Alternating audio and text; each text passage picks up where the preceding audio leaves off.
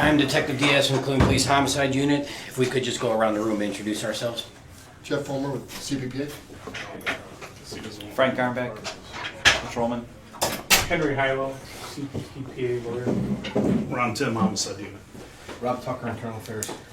All right, Officer Garmback, badge is 1582, correct? Correct. All right, you're being ordered to this interview pursuant to the orders of Chief of Police and the established principles of Garrity versus New Jersey. What we would ask from you is to give us an accurate account of the events that occurred on Saturday, November 22nd, 2014 at 1910 West Boulevard, which is the Cudell Recreation Center. Just start off with, what time you started working that day, and Okay. we'll go from there. I started at 15:30 hours. Okay. Or, I'm sorry, 14:30 hours. Okay. Roll call. I'm in B platoon on Adam 125. Adam 25. Okay. We had roll call. We went out to the zone car. Fueled it up. Radio then gave us an assignment for an alarm on 102 in Lorraine, St. Ignatius Church. Okay. Okay. Now this day you're driving or riding? This day I am driving. Okay, and who are you working with? I am an FTO, and I was working with probationary officer Timothy Lohman.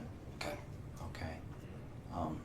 We come out of roll call, get into the car, go get air in a tire. That's when the radio gives us the code 2 alarm at St. Ignatius Church. I think general motion. We proceed to go down there. When we arrive, there are 3 individuals outside the church in like a plumbing van. Okay. They said they accidentally set off the alarm because there's a key box. They got in there, they didn't know the alarm was set. I asked them for their identification. We got the one gentleman's ID because the other ones had him in a separate car on the other side of the street.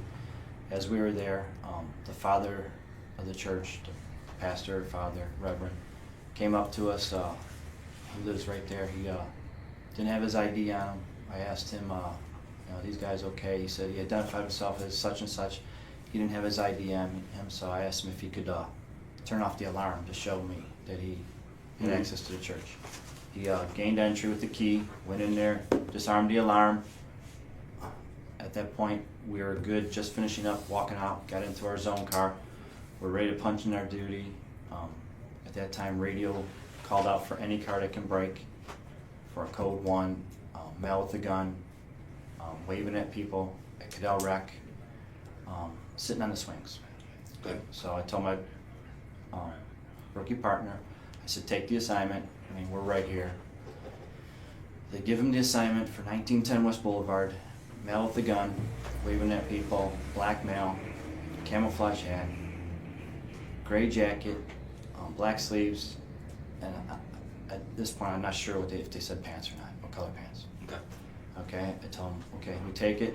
We start, as we proceed there, we're just getting ready to leave the parking lot of the church. Adam 26 says, that's our zone, we'll handle it. So I said, okay, tell them we'll back them up. Okay, so we pull out a driveway, we go eastbound on Lorraine to West Boulevard, which is like 100 feet. Right. Eastbound, and I go northbound on West Boulevard. Driving, no lights and sirens? No, I had lights. Okay. I had to get through some intersections because it was a male with a gun. So we're heading northbound on West Boulevard. I have my lights on, going through a couple intersections between Lorraine and Madison. I'm explaining to my partner, I'm giving him a scenario. I tell him, this is a gun run. What would you do in a gun run? He starts going out, well, I'd get out of the car. I'd be in a certain stance, and I stopped him at that point. I said, this is a gun run. Be prepared for the worst case scenario. I tell him, have your gun unholstered already on your lap. Okay. He says, okay. And then, so as we're still proceeding northbound on West Boulevard, I explained to him that we're going to go in through the back way because it puts us right by the swings. Okay. Okay. And the back way is like West 100 by the fire station. Okay. So as we get to Madison Avenue, I go eastbound on Madison to West 100, and I go northbound. Okay. As I turn on northbound onto West 100, You can, it's a clear shot into the park. I can see that there's nobody on the swing.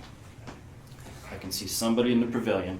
Can't make out anything until I get closer. Pavilion is the gazebo area that's Yes, higher. yes, Okay. yes. It's right next to the swing. It's almost adjacent to it. Okay. As I get closer to the dead end, there's a sidewalk. You can go right up into the park. As I get up into that sidewalk, I can see the camouflage hat. I can see the gray coat and black sleeves. I said, there's the guy. So I start going up that way. I can see the guy stand up.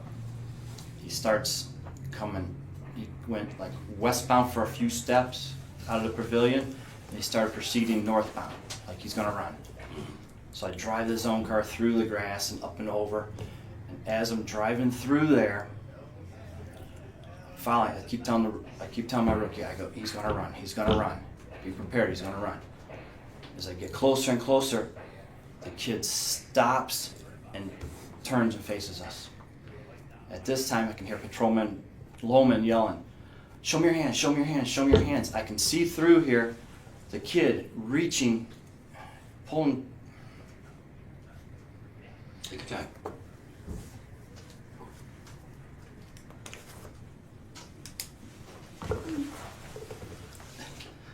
I didn't know it was a kid. I could see him pulling the gun out of his waistband. I don't know if I was in the car or out of the car. I can still see him through the window. I heard 2 shots. How many shots? I think 2. 2. Okay. I then run around the car. I can see the suspect down, and I can see right by him. There's a handgun, a foot or 2 away from his hand. I go running up to it. I kick the gun out of the way. I'm letting dispatch know that we have a male down, gunshot wound. We need EMS. We need a boss. At this time, I can see Patrolman Lohman, my partner, behind the car. He says foot. I ask him if he's been hit. He says no. He thinks he just twisted his ankle. I'm still looking at this kid. He's reaching still. We're telling him, show me your hands, show me your hands. I know I kicked a gun away, but I'm not sure what he's still doing. And then he lifts his shirt up, and I think he went to show me his wound. Okay. Okay. At this time, I hear yelling and screaming coming from behind me. I look, and it's a girl coming out of Cudell Rec. She's saying, you shot my brother, you shot my brother. So at this time, I know there's nothing on this kid. He's just laying there with no weapon. The weapon's far away from him. I go over to stop this girl from coming over here by him. I don't want her to see him. I don't want nothing going on over here. I try to grab her, and she slides to the ground. Meantime, Patrolman Lohman comes over by me, and an off-duty comes out of Cudell Rec. I said, if you can handle her, put her in cuffs, put her in my car. I went back over to the suspect. I kept asking radio, speed him up, speed him up. You know, Meaning EMS? Yes, yes. I kept asking for it several times.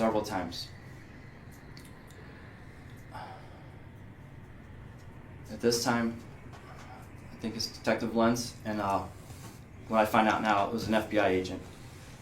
Pull up on scene. I think they were actually the first car on scene besides us. Okay. He comes out. He tells me he's a paramedic. Does anyone have any gloves? I pull out. The FBI agent? Yes. Okay. I pull out 2 latex gloves, hand it to him. He starts doing some first aid, checking airways and all this other stuff. He's asking me, did you call EMS? I said, yeah, and I even went over cross radio one more time. I go, can you speed him up? We need it, we need him now. I even told him, I go, send fire. Fire's right there. I can see the police. I can see the fire station. It's right there across the street. And it seemed like forever for him to get there. While he's doing this, the kid's airways not doing real good. He tells me I have to put on a glove and put pressure here. I put on a glove. I'm putting pressure there, applying pressure. He's talking to the kid. The kid's looking at him. He's not saying much. Is he saying anything? No, nothing at all. That you recall? Okay. No, he's maybe moans. Okay. I can see that it's not looking good. I'm applying pressure. We got to roll him. We roll him. We checking for exit wounds. There's no exit wounds. We roll him back. He's asking, the FBI agent's asking if we have any blankets, any pads, anything in our car. I tell him, no, we don't. We have nothing. I get on radio, I'm telling them, speed it up, speed it up. And they don't. I mean, it don't seem nothing's going on.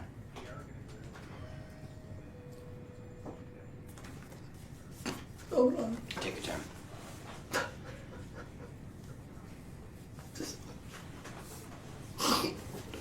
Yeah, I can see this kid's eyes rolling in the back of his head.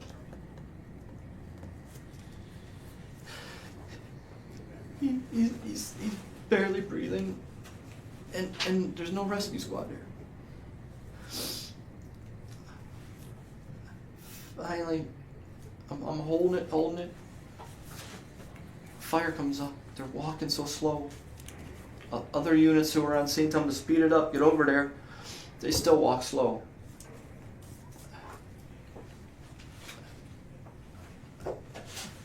I'm holding pressure till they get whatever they got to get on. They get gloves. They got a pad. They take my position. They put the pad and they're putting pressure on her. At that time, I step back, remove my glove, throw it in the garbage. I step back from the crime scene. I didn't know what else to do. I mean, there's nothing else I could have done. All right, when you're coming down 100th Street and you get to the park and you see him, are your lights still on? My lights are not on. Okay. At what point do you turn them off? I turn them off as I'm probably making the turn from West Boulevard to get to Madison. Okay. Because I like to catch perps, Okay. suspects. I like to catch them, and if I go lights and sirens, they hear me, Right. and they're not on scene anymore. All right, so if Especially with the mail. I believe I'm familiar with the area, but 100th Street kind of dead ends into the park. Correct. So when you get to the end, you don't have to worry about traffic, so your lights go off. Right. And you also want to have the element of surprise when you get Right. there. So your lights are off. You're obviously in a marked police car. Correct.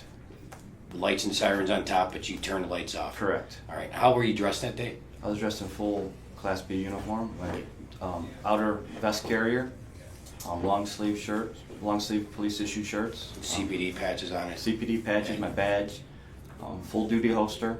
Okay. What as far as weapons that day? What did you have? Your city issued firearm. City issued firearm, city issued taser, my pepper spray. Those are the weapons I had. Any secondary guns? No. No secondary guns. Okay. All right. You said when you pulled in the parking lot, you guys can see. When you pull in the park, you can see the guy. As I get up onto the sidewalk, I can see the guy that matched the description, not on the swings like they said, but in the pavilion. Okay. The gazebo pavilion. And as you got closer, you said that your partner starts yelling out to the guy, "Show me your hands." I'm driving up there. I'm at this point, I'm even with the swings coming in there. This is when the gentleman gets up off the bench and starts walking. Okay. I tell him, he's gonna run. And then it's like 10 seconds later, he's yelling out to him, "Show me your hands, show me your hands, show me your hands." When your partner's yelling, do you know what he's doing? Can you see if the door's open? Is he yelling out the window? No, I believe the door's open. Okay. I mean, the car, we tried to stop it, and it's sliding. Mhm. You know, So the conditions that day, it had snowed the night before? it snowed the It was night pretty- before, but we're on grass, leaves. Mhm. It's wet. How about when you get in the park area, what is the lighting like? Lighting's perfect daylight. Okay. You couldn't ask This for. is 3:30 in the afternoon? Yes, sir. So you got a good view of this guy? Yes. Okay. The weapon that you eventually kicked away, what did that look like? It looked like a 45, What color? black.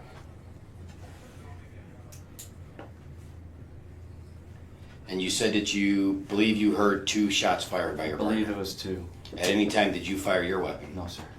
Okay.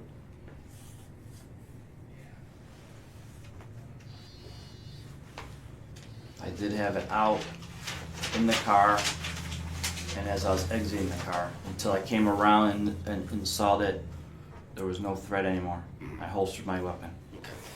Now, when radio gives the assignment out to you, do you recall exactly what they said? The Code 1 assignment? Code 1 came across as male at Cudell Park, I believe it's male at Cudell Park, camo hat, gray jacket, black sleeves, waving a gun at people. Did they give an age of the male? No. Okay. And they said a black male? Yes. Okay. Did they ever come back with any other information en route? That was it. Okay. Were you injured at all during this? No, sir. Any exposure to blood? You had gloves on? I had gloves on. There was no. None.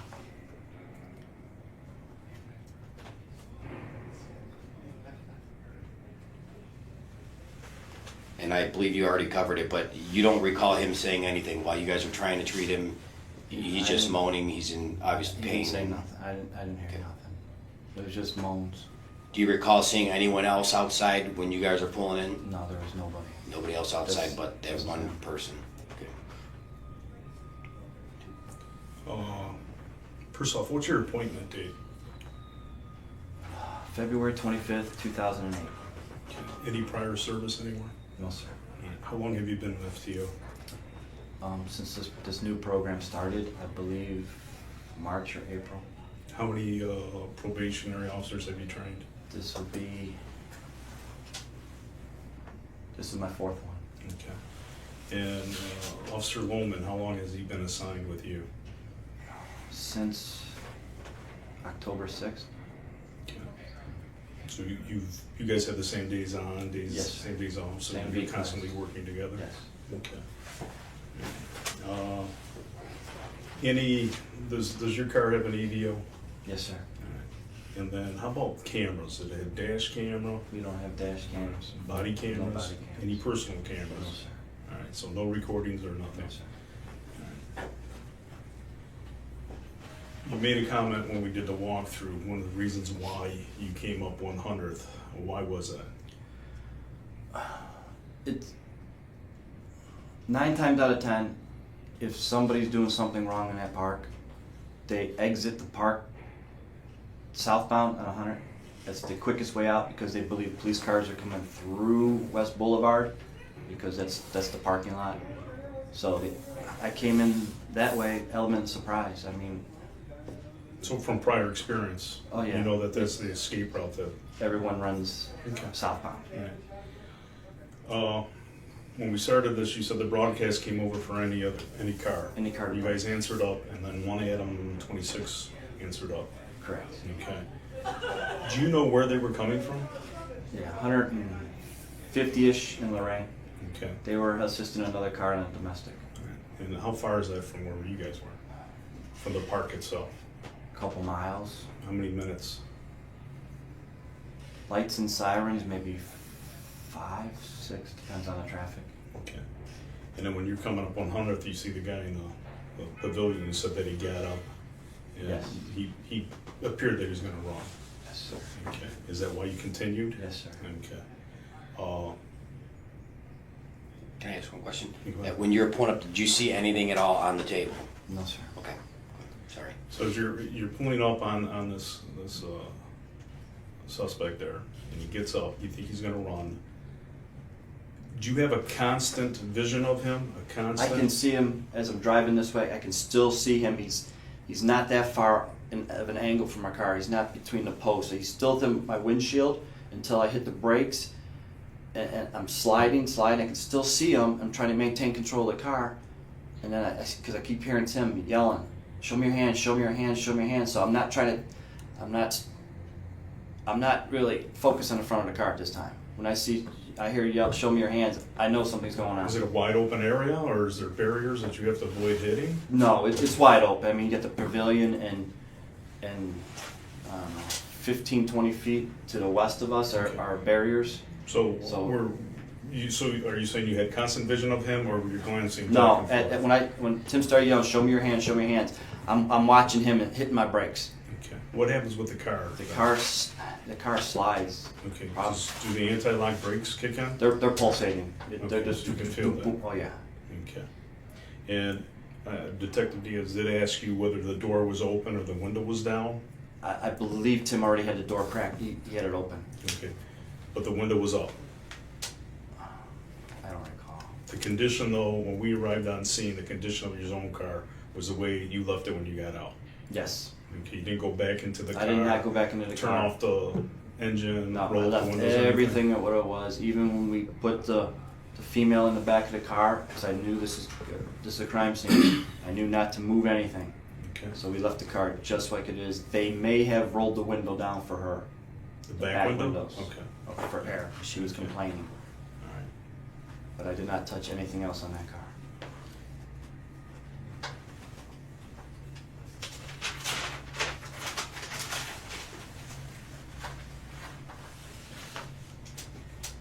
So then as he gets up, moves northbound, Yes, sir. and then turns back to come westbound towards where you guys are? He got up, turned westbound to walk a few steps and then go northbound. As we're pulling up, he's still going northbound. Did you see his hands at this point? At his hands were down. As we get closer and closer, he turns. And Tim is yelling, "Show me your hands, show me your hands, show me your hands." I don't know, 4 or 5 times. Just kept going over. And that really got my attention. So now I'm looking at him. There's nothing I can do. What do you see him do? I see him reaching his waistband. Show us, if you could. For me to stand up and show. Yeah, please. Yeah. He goes like this and pulls. So you're indicating with his left hand, he's pulling his shirt up? His hand was over here. I'm not sure if it's, I mean, it just, I seen this coming up. You know, I'm focused right on this, What do you see? the gun. I see a black gun coming out of his waistband. Does he get it all the way out? I don't believe he had it all the way out. Okay. I mean, I don't think so. I Okay. think he had it, I don't know, it was huge. The gun was huge. It was pulling it out, and I hear Tim, you know, it was showing my hand, and I heard pop, pop. And then he went down. Is Tim out of the car at this point? Or is he shooting from inside the car? I don't remember. Okay. So you made a comment, go ahead, relax. You made a comment that the gun run, that as you were approaching, you had your weapon out too. Yes. All right, so you had it out of your holster? Yes, sir. It was in your lap? It wasn't in my lap at my time. It was in my seat. Okay, but it was out of the holster in your Yes. hand? Yes. Okay. All right. So then, as you're getting out, are you right, left-handed? I'm right-handed. All right, and you were able to put the car in a gear and, I slammed it in the gear and grabbed my, exiting the car. okay. The whole time I'm getting my gun on the suspect, so I had to be out of the car. I just had to be out of the car. So did you take your weapon out after you put the car in park? I took it from between my leg and the seat. Okay, all right. And then you got out, you came around the end? I came around the front of the car. Okay. Because And Tim this- was on this side, I came around the front. Because the kid was right there. Okay. And as you come around, let me take you back real quick. When you hear Tim yelling, "Show me your hands, show me your hands," and he makes the motion to come back towards you guys, raises his shirt and this and that, is he saying anything? Nothing. Nothing? Nothing. Okay. All right. So now the the shooting's over, you're walking around the front of the car. I think I run to the front until I get to the corner, or a jog to the corner of the car, Mm-hmm. and I can see him still moving with the gun close to him. I Right, when believe you- I still have my weapon on him. Okay, when you say that, is he face down? Is he prone? Is he on his side? I think he starts face down, and he's moving around. As I get closer, he turns over, and that's I approach more with my weapon on him. And where's the gun at this point? It is I guess it's close to his hand. It's, I don't know, 1.5 feet away from his hand. Okay. Is it closer to his feet? Is it closer? It's like by his knee. Okay, so is it behind him? It is, yeah. No, he's laying here, and then when he rolls, if he's on his back first, it's laying behind him. And then when he Okay. rolls, it's closer to his hands. Okay, all right. So he rolled towards the east? East, yes. All right.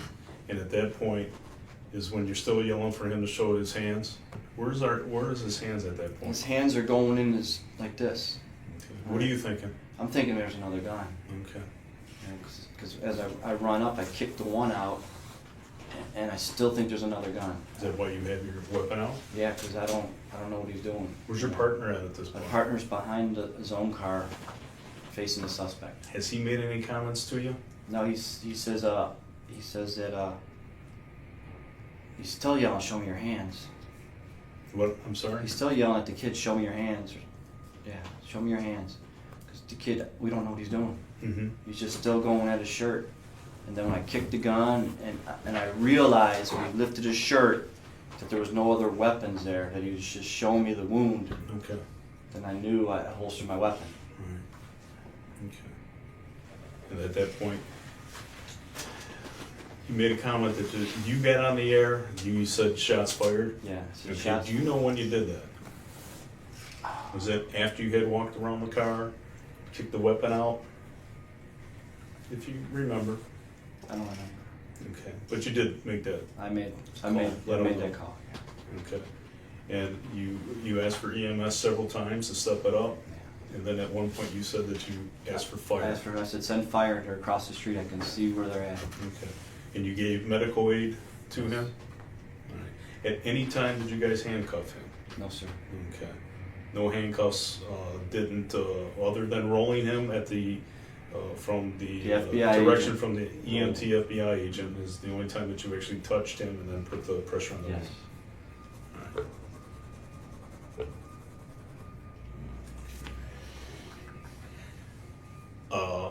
From your estimate, how far away was he from the car when you heard the shots fired? 12 feet. Okay. About Okay. 12 feet. And he was coming at you guys? He squared. He stopped moving northbound. And he just turned right at us. And then he's walking towards you? I don't remember walking. I just remember him turning. Okay. And again, he didn't say nothing No, to you? absolutely nothing. All you could hear was Tim yelling, Tim show me yelling, your hands, show me your hands, show me your hands, And at show me your that hands. point, all right.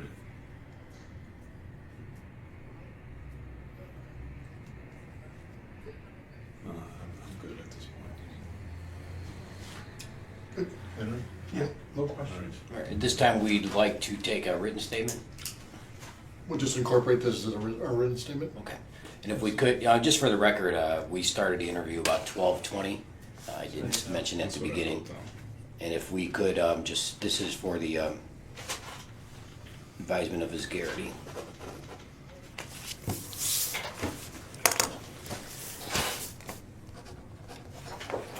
Frank, is there anything we're missing that you think we need to know? Okay. I think we just, So you want to end this, Rick? the stop time is going to be 12:44.